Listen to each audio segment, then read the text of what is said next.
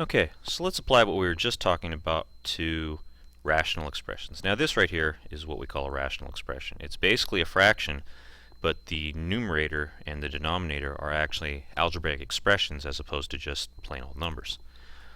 Alright, so what we're going to do is we're going to show these side by side so that you can see the similarities in the process. Now, over here, we've got 7 over 21, which normally I know you guys would just jump straight to 1/3 without even thinking about it. But we really want to show the steps so that we can apply it to a rational expression, which is much more complicated.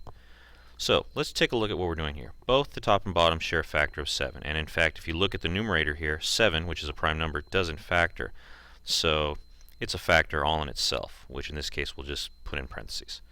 But the 21, what we're going to do is we're going to break that up into 7 times 3 so that we can see that this fraction shares a factor of 7, top and bottom, which once again we can cross out.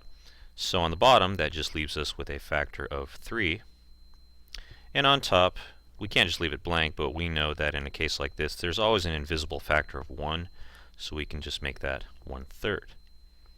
Alright, so now use your knowledge of factoring polynomials to do this problem. And it's going to look very much like this one.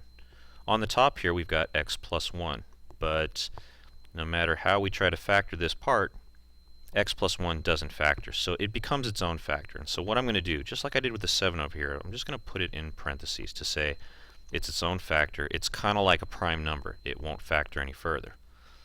But now on the bottom, if I go through all my factoring tricks, I do notice that the 5x and the 5 share a common factor of 5. So what I can do is do distributive property in reverse and take out that 5. And what it'll leave me with is x plus, and then 5 times 1 is 5. And so now my problem's completely factored. Everything is basically multiplication. 5 times x plus 1, and then our single factor up top. And now what we see here is that in terms of factors and then these little parentheses, this factor is the same as this one, and they cross out, just like my 7's crossed out over here. And now when I clean this up, the only thing left on the bottom in the denominator is 5. And again, I can't leave the numerator blank, but just like we did over here, there's an invisible factor of 1 we normally don't bother with, but in this case we need it to fill in the top. So my answer becomes 1/5.